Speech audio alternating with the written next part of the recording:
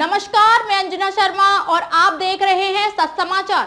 आइए नजर डालते हैं आज की खास खबर पर। राष्ट्रवादी कांग्रेस पार्टी के लोकसभा प्रत्याशी वीरेंद्र मराठा ने प्रेस कॉन्फ्रेंस कर करनाल लोकसभा की जनता से की अपील। कहा, मैं आपके बीच का व्यक्ति हूं, लोकल हूं, बाहरी नहीं हूं।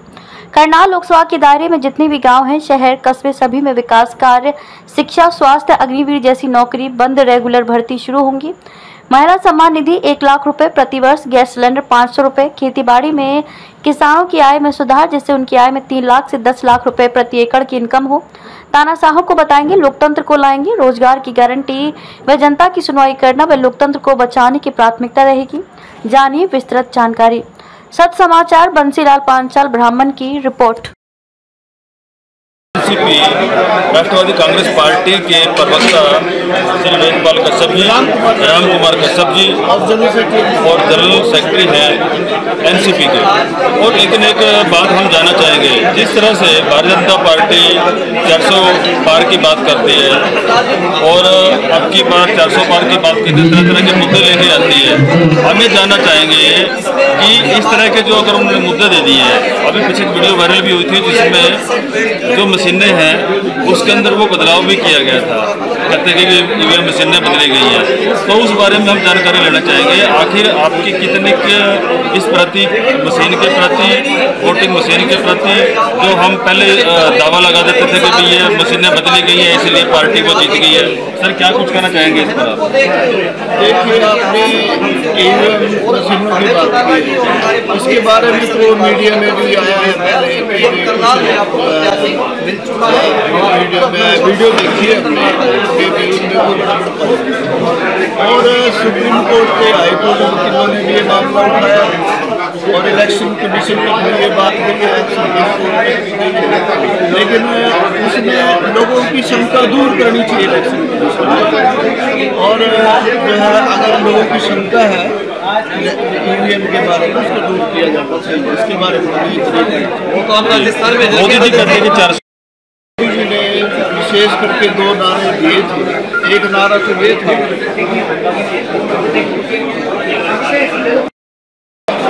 कि 2 करोड़ युवाओं को हर साल रोजगार दिए।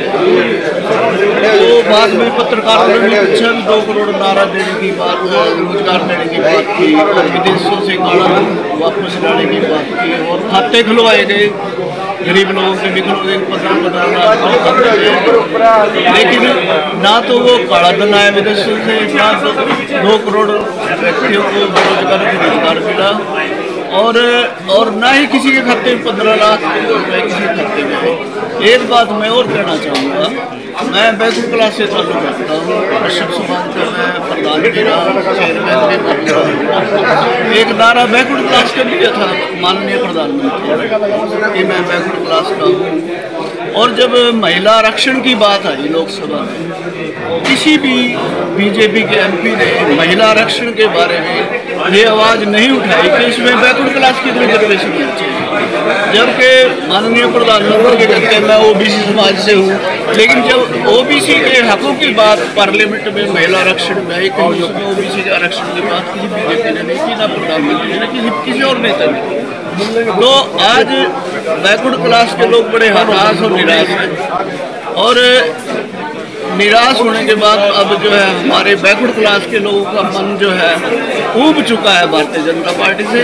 और हरियाणा की मैं बात करूं तो एक बहुत बढ़िया गठबंधन कह लो, इसको तीसरा मोर्चा कह लो, इसमें हमारी राष्ट्रवादी कांग्रेस पार्टी हरियाणा में है और इनेलो का भी गठबंधन है। अकाली दल के सुप्रीमो ने भी मराठा यहाँ से अकाली दल समर्थन करेगा और अभी सर्वहित पार्टी के नेता ने भी समर्थन किया है।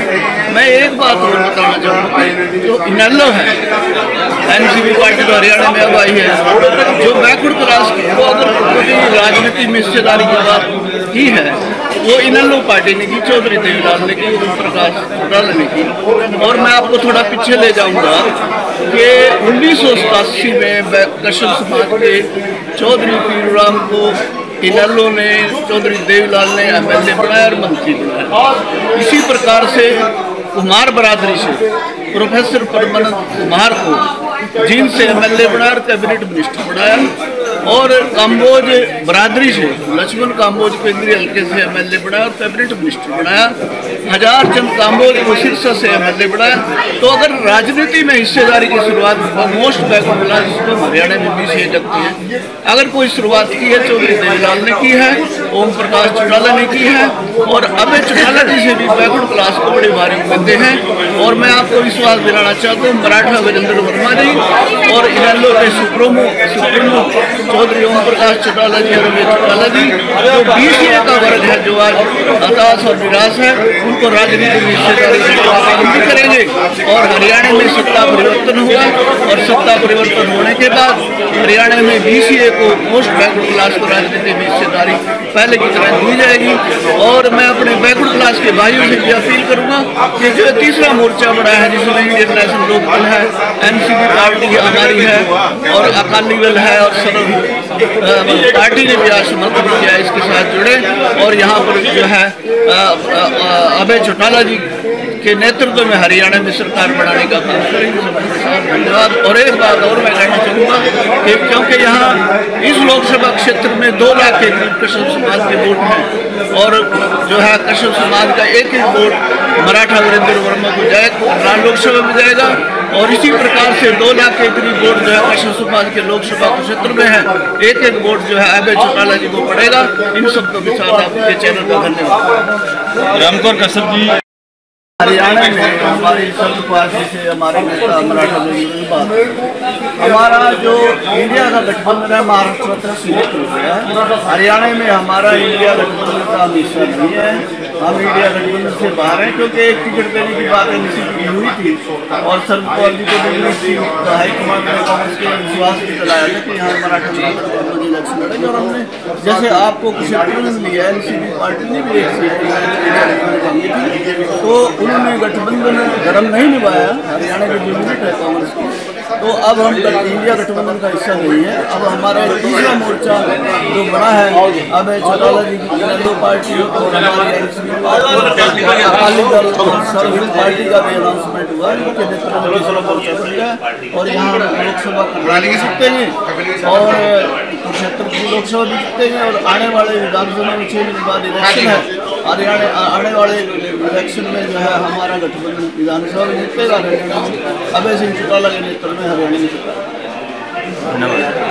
तो साथियों जिस तरह से कयास लगाए जा रहे थे कि पहले 2 बार लिस्टें जारी हुई थी उसमें वीरेंद्र मराठा जी का नाम खुल के आ रहा था कि और दूसरी है कि 1.5 लाख के करीब जो वोट हैं वो वोट बरादरी की है। उसके साथ साथ सरपंचों ने भी ऐलान किया कि हमने बीजेपी को हराना है। उसके बाद किसानों ने भी ऐलान किया कि हमने बीजेपी को हराना है।